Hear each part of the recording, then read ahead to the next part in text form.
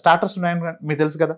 And ఒక పన్నీర్తో మనం ఎన్ని చేయొచ్చు అంటే వెరైటీ స్టార్టర్స్ వెరైటీ స్టార్టర్స్ 8 రకాల స్టార్టర్స్ మనం సర్వ్ చేస్తామండి.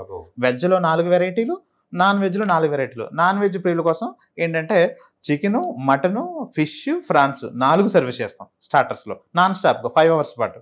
అదే వెజ్కి వస్తే లైక్ క్రిస్పీ కార్న్ అని, అంటే ఏవైతే ప్రీమియం వెజ్ స్టార్టర్స్ ఉంటాయో వాటినే సర్వ్ చేస్తాం. కాజు సప్లై చేస్తాం. అంటే ఎక్కడ కూడా నాన్ వెజ్ అతనికి హై ప్రయారిటీ, వెజ్ అతనికి లో ప్రయారిటీ, ఆల్కహాల్ తీసుకుంటే హై ప్రయారిటీ, నాన్ ఆల్కహాల్ తీసుకుంటే లో ప్రయారిటీ అనేది ఉండదండి మనకు. సో ఈక్వల్గా ఉంటుంది ట్రీట్మెంట్. సూపర్ సార్, మీరు చెప్పింది బాగుంది కృష్ణ గారు. అయితే నేను విన్నాను, ఈ వీడియో చూసే వాళ్ళు చాలా మంది కూడా తెలుసు. ఎందుకంటే ఓ 10 మంది, 15 మంది, 20 మంది గ్రూప్ ఆఫ్ పీపుల్ వస్తేనే మనకు ఫామ్ హౌస్లో కానీ లేదంటే ఇట్లాంటి సెటప్ ఉండదని విన్నాను. అవునండి. కానీ మొదటిసారి మీరు యాజ్ ఏ సింగిల్ పర్సన్ గా కూడా వచ్చి ఎంజాయ్ చేయొచ్చండి. రిసార్ట్కి వెళ్ళాలంటే మీరు అన్నట్టు ఎగ్జాక్ట్లీ అంటే మనం ఒక 10 మంది ఫ్రెండ్స్ ఉండాలి, లేదా ఒక కమ్యూనిటీలో ఉండాలి. 10 మంది ఉంటేనే మేము ఖర్చు బేర్ చేయగలుగుతారు. సో వాళ్ళంతా కలిసి వెళ్ళగలుగుతారు.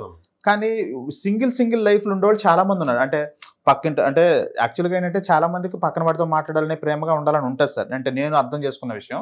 కానీ ఒక ఫ్లాట్లో మనం ఉన్నాం అనుకోండి, ఒక అపార్ట్మెంట్లో పక్కింటి అతన్ని హాయ్ బ్రో ఎలా ఉన్నారని అడిగితే వీడికి నాతో ఏం పని ఉంది, నన్ను వచ్చి పలకరిస్తున్నాడు అని అనుకుంటాడేమో భయంలో ఇతను పలకరించట్లేదు సార్ చాలా మంది. అవునండి.